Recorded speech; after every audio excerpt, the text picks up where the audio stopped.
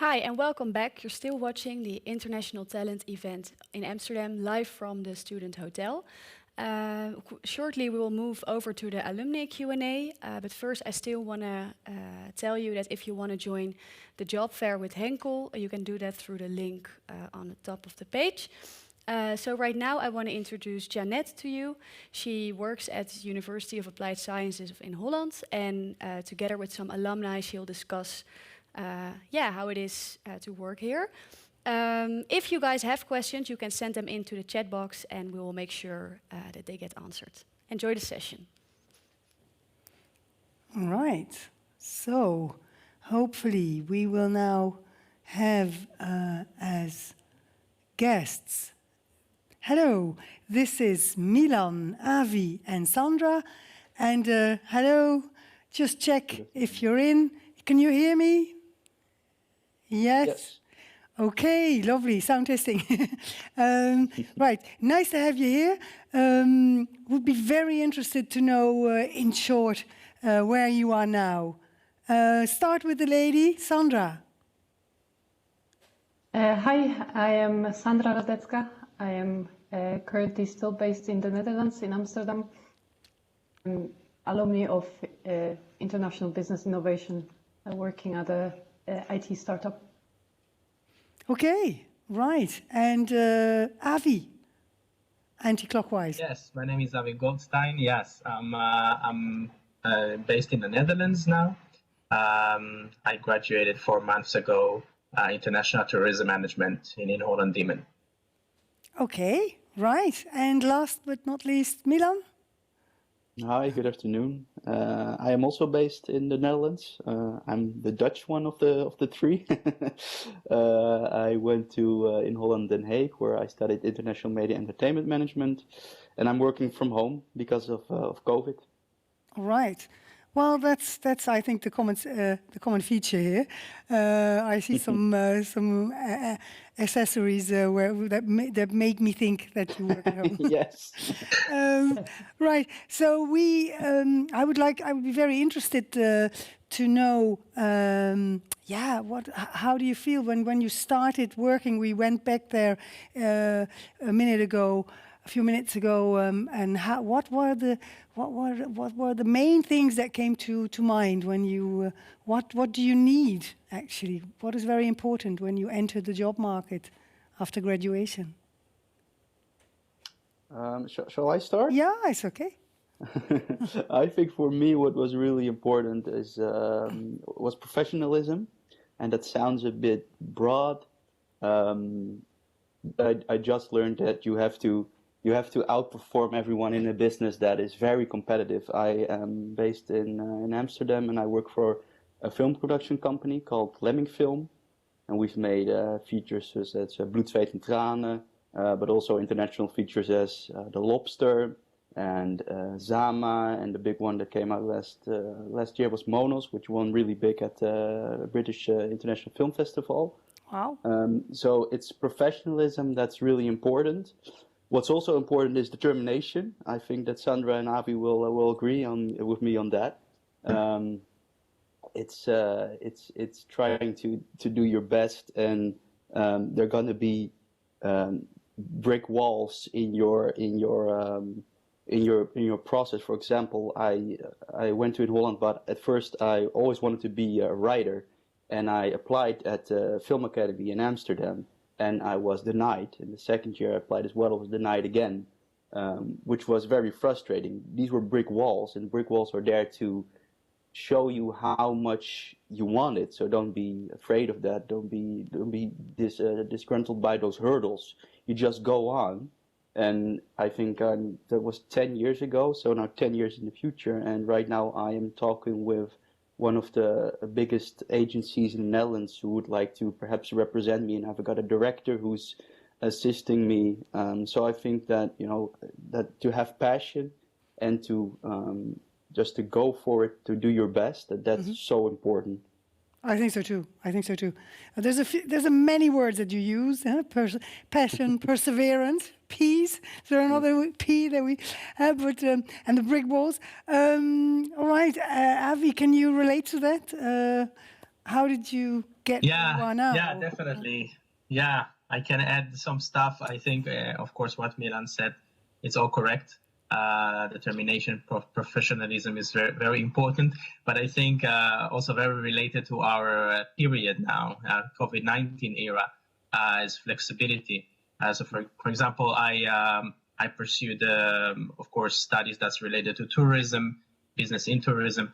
But now, of course, with COVID, it was pretty challenging to enter the job market in the tourism sector. And what very important factor was to be actually flexible, to be able to translate your skills and into like a different sector or different roles, and not being stagnant. So I think having an open mind and flexibility is very important, together with the skills and professionalism. So now, for example, I after 4 months, I just graduated 4 months ago, I landed a job at a big IT company for a business development consultant role.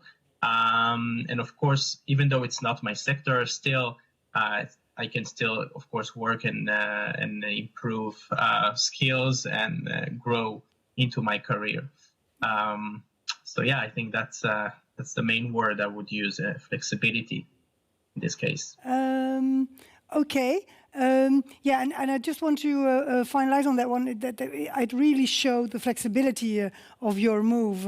Okay, I turn to Sandra. Maybe you would like to relate, and I look, and while you are answering, I look at another question coming in. All right, the first question coming in. Sandra, how do you see that? I think that the key here, well, this is something that somebody told me once. It's important to fail as much as soon as possible, because this is where you really learn. For me, the whole reason why I ended up studying at IBIS was because my company failed and I needed to find a completely new way to work, to live. And that also taught me what I don't want. And this gave me a purpose that helped me go through all the difficulties. And I think this is the most important part that everyone needs to understand in order to succeed. Yeah, and that brought you also in. You turned something negative into something very positive, because you moved away from a pollutive industry to making the world a better place. Now working in the current company, you did find something like a passion into a sustainable purpose. Okay, there is a question which is maybe, I don't know if you find it hard to answer, but maybe you can relate to the question in terms of friendships that you have made. There's a question from a student who says, is anybody of you from outside of the EU? And I don't think so. Or is it, Avi? Yeah, I'm originally, so I'm dual national, so I'm originally from Israel, so that's outside of the EU, but I'm also Austrian citizen, but I grew up in Israel, so you can consider me as a non-EU in that sense. Yeah, but you do have the European passport through your Austrian... Yeah. Yeah, but the question is also about the employment restrictions, the visa restrictions. Could I don't know, do you know anything about that, Sandra, or to know? I know something because I got friends, of course, from in Holland that were not Europeans, and of course they had more restrictions. For example, they were allowed to work 16 hours a week, if I'm not mistaken, or even less. I mean, it changes also all the time, but there are some restrictions, for sure. Yeah. We can't answer that now here and now, because none of you is really didn't go through that process. But I could in another part come back on that. There are regulations. For instance, the search year after your graduation enables you to extend your stay in the Netherlands, and then there are no visa restrictions as such, because you are looked upon as a student that has an extended stay and is allowed to work. Okay, another one, a question that that we discussed, and I thought that you all were really good at answering that, is what do you think nowadays students need because you also have your story, huh? The keywords like we went over. But what do you think is the thing for now? And now is also a little bit Corona, I suppose, because that's the era we're living in. Or maybe, what do you think? I think you're frozen. First of all, can you hear me still? Yeah. Yeah. I think there are two important things here. The flexibility that was just mentioned. Right now, we are in a world that is continuously changing. As young people, we cannot assume that the career we will choose will be the same one 10 years from now. So we need to be able to learn. So expanding your capacity to learn and being flexible about it and taking as much as possible from smarter people around you, I think it's the key. Challenge being yourself. okay with it. Challenge, yeah. And take it into a flexible. Maybe the best proof of this is Avi, you yourself turning from one. Yeah. I think that's correct. And also you mentioned like working on skills and learn more, like even outside the scope of your studies. For example, when I arrived here in the Netherlands, I didn't speak a word of Dutch. Right. So back then I thought, yeah, Amsterdam is okay. Everybody speaks English and everybody tells you that as well. But in a matter of fact, if you want to increase your working options, you should learn Dutch. Even if you're staying in Amsterdam, and Amsterdam is easy to not learn Dutch, even if you stay for 20 years.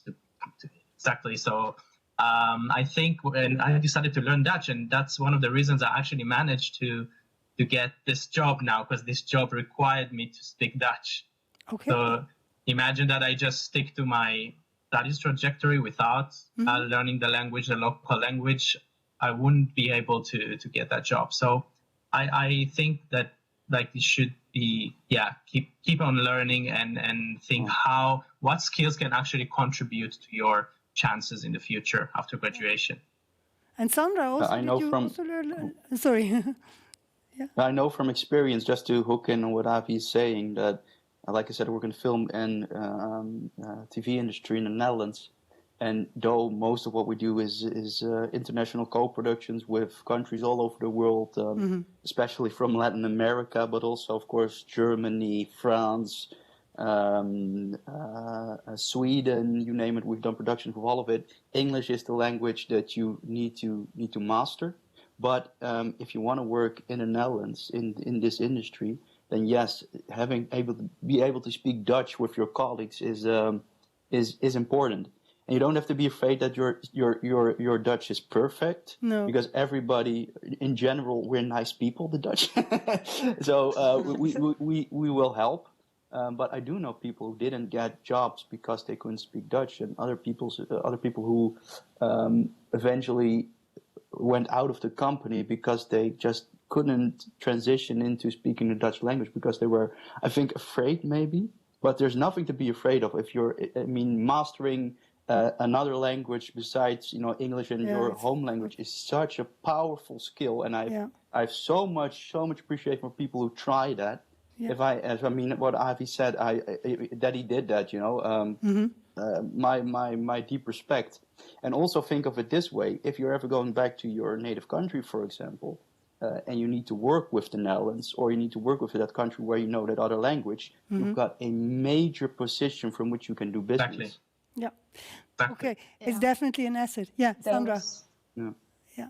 Did you learn Dutch? Dutch was actually it was one of the key requirements for the job that I applied, and I didn't speak a word Dutch. But I did apply anyway, and what I told them was that I am learning, and I'm expecting them to help me with that. Yeah, okay. It worked. Because when I started, the work we do is mainly in English because we are working with global customer. However, when you go out to the lunch with your colleagues, suddenly you end up in an entirely Dutch conversation, and the fact that you're open to it and you're willing to joke around and try to say those difficult words, it really helps, So at this moment in time, I am able to communicate. It's far, far, far from perfect, but it helps, certainly. The Dutch language is horrible, by the way. Yeah, it's a very difficult language. I studied in the Yeah. USA for half a year, and with a few other Dutch people, we spoke Dutch with each other, and they just made constantly fun of our language. It only sounded like fla fla fla fla fla to It's them. like this. They like German more than the Netherlands. Yeah, but I think the main message here is that you don't have to speak perfect Dutch, but it's basically to be able to integrate a little bit more, and humor does a lot, I think. And yeah, hey, another thing I'd like to address is the what are you actually doing? Because many students that have big ambitions and they go into a recruitment process with ideas that are sometimes not completely realistic. So, Avi, I see you nodding a lot. So, please tell me what is your main? What are you doing 60% of the time? So let's say when I was, so I've been a young entrepreneur in the tourism sector. While being a student, I started a small-scale tour operator in the Netherlands that was pretty active until COVID-19 broke out. What I was doing is like creating experience for international students that are coming to the Netherlands through tourism. So I was really busy with networking with higher education institutions in the Netherlands, and also researching what the students actually need. What are the challenges that international students face in the Netherlands, and based on that, create tailor-made programs in the Netherlands. Now, since COVID-19 is pretty restricting everything that's related to tourism, we'll be working as a business development consultant for IT company from next week, actually. So it's very fresh. And I will be working from home, and I will be working on, of course, creating new business opportunities, which I can see of course, it's in a different sector, but again, I can still grow into my career and refine the skills in a different sector. So I cannot tell you what exactly I'm doing because I'm still between jobs. But that's the plan. Yeah. Okay. And Sandra, are you a lot of time behind a screen, or how's your day? How's an average day? Oh, currently, I feel like a webinar presenter all the time. Yeah, me too. Quite experienced now. I am working in sales. My company sells software for electric buses, so we are in public transport. And you can imagine that, I used to travel 3 to 4 times a month, so I was mostly somewhere else. Since March, I'm stuck at home, so we needed to get, very creative in how we actually reach those customers. Yeah. For us, it's very important to be in close contact with people we work with, because these projects we run are complex from the technical point of view. Yeah. And that means we often have to educate the customer and help him understand a lot of things. We also have to give them a lot of new ideas on how to handle their operation. So a lot is. So we are. Yeah, a lot of it is normally right now everything is online. Yeah. It's a lot of it is online, of course, and that's a bit of a danger. There's a question in between. How do you keep yourself motivated for work during this COVID pandemic? It's not maybe a particular question for an alumni, but I think I mean I'm not answering it myself, but how is that? How do we do it? Still figuring it out. Yeah. Sorry, Avi? Yeah, we're still figuring it out. I mean, how to keep motivated. I mean, we are all in this boat together. Maybe yes, Sandra and Milan, you have more like actual experience now working during COVID. But it's staying connected. I think staying connected. Yeah, that's the key. That's the key. Yeah. Yeah, having a WhatsApp group with your co-workers and in which you put the positive news. Exactly. And even the unpositive of working at home. I mean, if you look what I'm right now, I'm at because I'm watching my child today. I'm at my parents' home with my kid downstairs. So I put that in the app group, and then everybody is just also putting in their photos of working with children at home, and etc. etc. It's trying to make the best of it. Currently, of course, this isn't. This is a horrible situation, but like I said, you have to make the best of it. You have to keep positive, and you have to understand that a year from now things are hopefully going to be better, and I think they will. So Yeah. There's also another question, maybe, I don't know, they ask you all sorts of, I think the listeners are really trusting you for valuable advice. So can I have some advice about speaking up to yourself when you face inequality at your workplace? I think it's very important to make our voices. I think maybe this question is from the perspective of the feeling that you are, of course, maybe you could feel an outsider. I don't know. Did you? And that's how I interpret the question for you. Is that what you face or do you feel really embraced and equal to others? As to being from another country, entering in the I don't want to say foreigner because then I can say something. I can say something. Of course, when I was applying now, the last 3 months, I applied for also job for Dutch speakers job. And then you enter a whole range of employers that some of them would like to have a really native speaker, some of them not.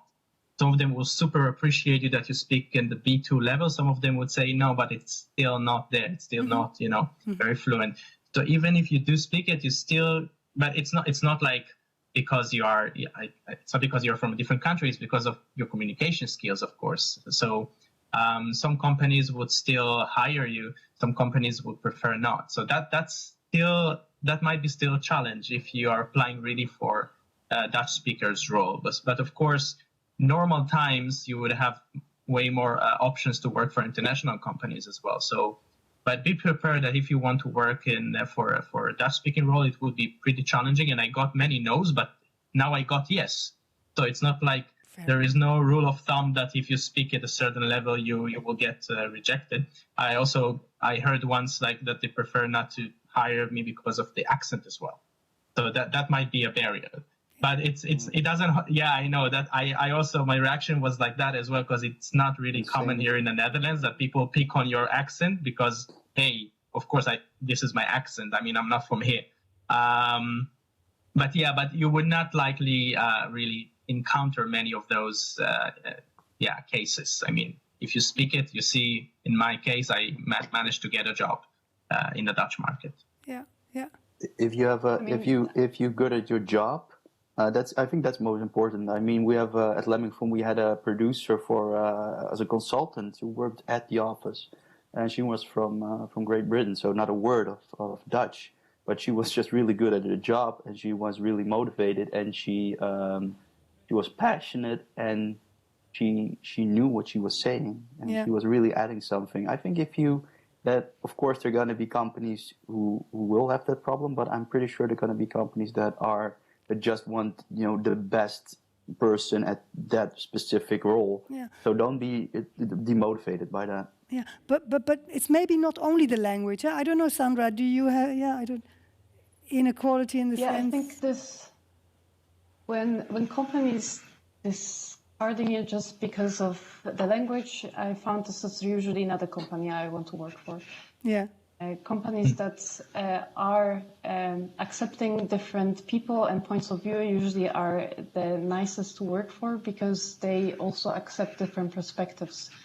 At work, there's thousands of situations where people disagree, and if company adapts to that, and that's the language part is usually indication of this. So if they can't overcome this is usually not a place where you want to be. No. So maybe at the end it's actually good for you. Yeah, it's a hurdle. Hey? It becomes a hurdle that you need to take in order to find a better place where you know that you'll feel safe and feel acknowledged. Okay. Yeah. I can also stress that during my studies. I worked for a few companies here in the Netherlands, for Hyatt Hotel, for example, and of course we all were treated equally, and we had different nationalities, so there is no real challenge in terms of equality in the job market in the Netherlands. I don't feel it's like a challenge. If you have any doubts about it, don't be afraid or something. You will not encounter any challenges in that aspect, as far as I'm concerned. Okay, I have a last question that would address the fact that you were all from a Dutch university. How you qualified? The last degree that you did was in the Netherlands. Then does that really does that help in applying for the job? You can't, of course, compare to something else. But did you feel that that helped in looking for a job? That it's an open question. It did, in my case. I actually had quite an example because I did studies back in my home country, which is Poland. So I had a degree, but this degree didn't matter anything over here. As soon as I was studying, so not even graduated yet, I was in much better position to find jobs that I was actually intending to do. So in my case, it did help. It helped, yeah. I think that can also, that's maybe something to tell to students that are watching, to say that it will really empower you when you do study here and you're going into the job market. You're not anymore a foreigner. You're part of you become part of the market because you're a player, because you have the same degree as maybe a native Dutch, and you have more to bring in. You have more to give. The way of teaching here, it differs a lot from how academic education is being served in my country. Where I come from is mostly knowledge-based, so you sit in books, basically. Here a lot is about experience and teamwork. So you're always put with a group of people and you're forced to work with every single person, even it doesn't matter if you like them or not. Yeah. And this is something that is very important in companies here. And that's also very different from companies back in Poland, where hierarchy is really acting out. Yeah. So this really prepares you to work in this market and generally Western European sort of setup. Yeah, I think that's enough. If you have one last, I would say, keyword or message to give to students who are visiting this fair, attending this fair, and are test their waters, test their their abilities, what would it be? Maybe Milan first. I know what you're going to say, so or. Well, I would say first, dare to dream. I mean, I started an internship at Lemming Film, the company I still work at, where I did, picking up the phone, getting the lunch ready, etc. If you go about 5-6 years in the future, I was walking the steps of the Cannes Film Festival for the Lobster film we had in premiere there. So dare to dream and go for it. Another thing I would say is really going on to the about speaking the language Dutch, etc. You're going to get critique from people in what you're going to do. Don't see that as something negative. If someone has critique on you and someone is telling you how to do things better, that means that they believe in you. That means that they think you can do better. Once people stopping doing that, that's when you have to be afraid, because that either means you've maxed out your level, or they think you're just not worth the time. So, if people give you feedback, work with it, be happy with it, and show that you can do better. And the last thing I would say to all the students here, that's something else, but it's I also said it to Avi Sandra, and it's a YouTube lecture that I saw that really changed my life, and that's Randy Pausch's last lecture. And he talks a lot about the things that I'm repeating now, like I said, on getting critique and, the brick walls which are there to show you how much you want it. It's, I think, a 15-minute lecture of a professor who's diagnosed with cancer, who gives his last speech, and it's really powerful. So if I can tell you one thing, watch that, and it might really have a positive influence on your life. The last lecture, Randy Pausch, huh? That was the... Yes. Okay, we'll take that message, yeah. And who would like to follow up on that one? Who is another? Oh, one of the big concepts that I really believe in is what Simon Sinek came up with, the concept of why. this is basically, well, I think it's important to figure out why you're doing what you're doing, and having a purpose is the most important thing to find. I would advise not to fixate yourself on a particular end goal, but know why you're doing what you're doing, and that will push you through all the difficulties that will be there on your way. Yeah, I think that's a very good one, a very wise one also. Making purpose a meaningful, a narrative, a very modern word, of your story, of your search, and yeah. Okay, and Avi, Yeah. what about you? Yeah, I think I will add to that, like, of course, having purpose is very important, but you not always know exactly what you want to be when you arrive here and you start your studies trajectory. But stay, like, trying to create your purpose on the way as well, like being flexible with that. It's not like you have to have like a purpose, set on, like, written on stone from day one. Just keep on exploring and stay open-minded to all opportunities that come your way. I went to China as part of exchange program in my university here, and I didn't know how it would lead me to actually learning the language in China, getting a scholarship now to study Chinese online. And then it opens more doors and more opportunities that you didn't even dream of when you started your studies.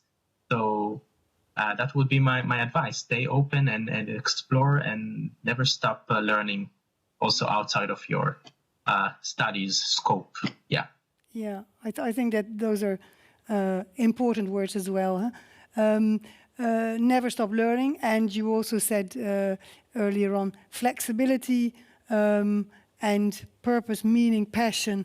I think it summarizes really well your search and your route so far. I think you're very successful already in your life, in your young lives.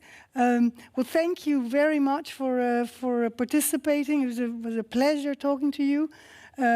Also very flexible with my preparation, which was very last minute. So that thank you for that, and I hope to meet you again.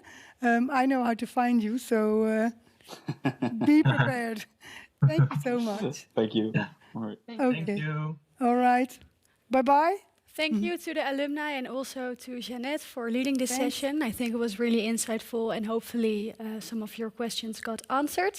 So right now what we'll do is take a 10-minute break. And afterward, we will go into the closing session. There will be a keynote speaker, and we'll also announce the winners of the golden tickets. So yeah, see you in 10 minutes.